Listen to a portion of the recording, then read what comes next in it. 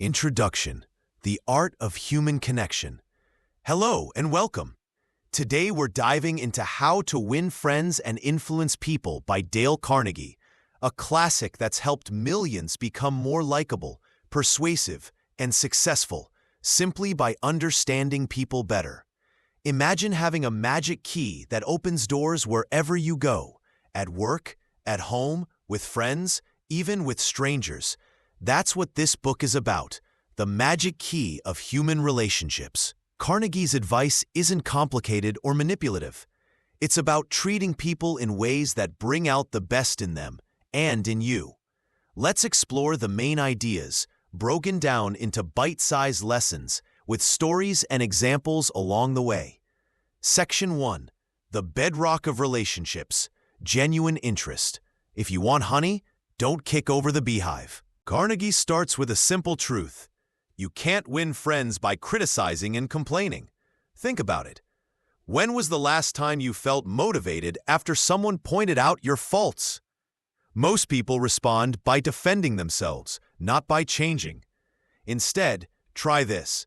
Look for the good in people and show sincere appreciation. Not flattery, but real recognition. If someone on your team does a great job, say so. If your friend helps you move, thank them specifically for their effort and time. Example: imagine you're at a restaurant and the server gets your order wrong. Instead of snapping, you smile and say, "I know things get busy. Thanks for helping me fix this." That approach not only solves the problem, but makes the server want to help you. Big idea. People crave appreciation like plants crave sunlight. Water them and they'll grow. Section 2. The Power of a Smile and a Name. A simple smile lights up the room. Do you remember the last time someone smiled at you out of the blue? It almost always lifts your spirits. A smile says, "I'm happy to see you." It's a universal language, understood everywhere. Carnegie says, smile more, even in your voice if you're on the phone. People can hear it. Remember that a person's name is to that person the sweetest sound.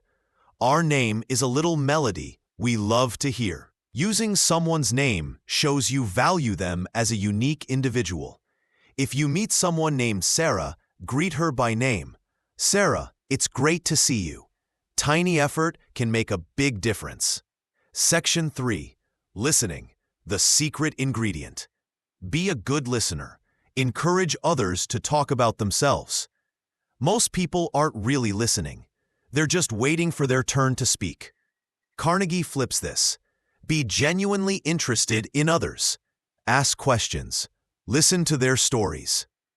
And encourage them to share.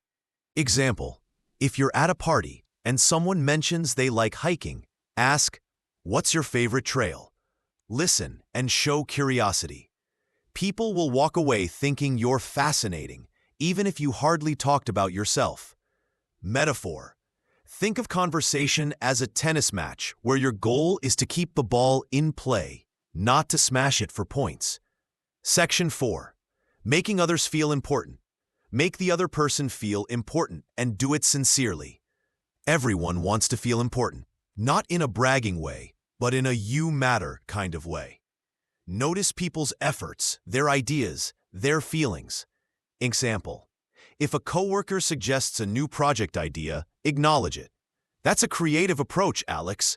I hadn't thought of it that way." Even small acts of recognition can make people's day and strengthen your relationship. Tip: find something you honestly admire about someone and tell them. Sincerity is key. Section 5. Winning people to your way of thinking. The only way to get the best of an argument is to avoid it. Carnegie's advice here may surprise you. Don't argue. Even if you win, the other person feels defeated and may resent you. Instead, look for common ground. If you disagree, start by acknowledging the other person's point of view. Example: if someone says, "I think we should use a different software," try, "I see why you'd prefer that. It has some great features. Let's look at what both options offer." Show respect for the other person's opinions. Never say you're wrong. Telling someone they're wrong puts them on the defensive. Instead, say, "I hadn't thought of it that way. Can you tell me more?" This keeps the conversation open and respectful. If you're wrong, admit it quickly and emphatically. We all make mistakes. When you own up to them, you build trust. People respect honesty and humility. Section 6. Inspiring change without causing resentment.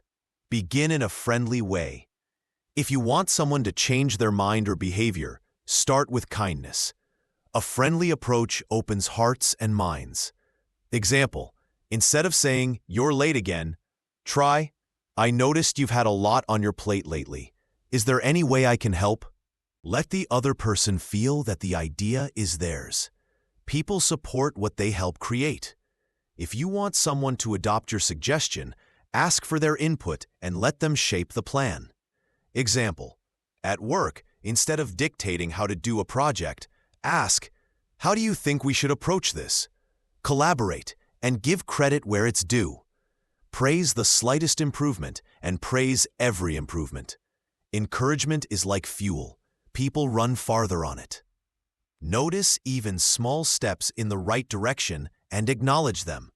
Section 7. Changing people without giving offense. Call attention to mistakes indirectly. If someone messes up, don't broadcast it. Instead of, "You did this wrong," try, "Next time, maybe we could try it this way." This saves face and keeps the relationship strong. Talk about your own mistakes before criticizing the other person. Being honest about your own flaws makes it easier for others to accept feedback. "I've made that same error myself," goes a lot farther than "you failed." Ask questions instead of giving direct orders. People feel more respected when they're asked rather than told. "Could we try this approach?" Sounds better than "do it this way." Section 8. Building lasting relationships. Give the other person a fine reputation to live up to. If you want someone to rise to the occasion, show that you believe in them. "You're always so thorough with your work. I admire that." Make the fault seem easy to correct. If someone's struggling, say, "This is a tough one, but I know you'll get it." Confidence inspires effort. Make the other person happy about doing the thing you suggest. Frame requests in a way that highlights benefits for the other person. If you handle this project, you'll get to showcase your creativity. Conclusion. The Golden Rule upgraded. We've covered a lot of ground, but it all comes back to this. Treat others the way they want to be treated, with respect, kindness, and genuine interest. Dale Carnegie's timeless advice is simple but powerful. When you make people feel valued, listen deeply, and encourage their best, you unlock the magic key to better relationships. At work, at home, and everywhere in between. Remember, be genuinely interested in others. Smile. And use people's names. Listen more than you talk. Give honest appreciation. Avoid arguments. Show respect. Admit your own mistakes. Encourage, praise, and build people up.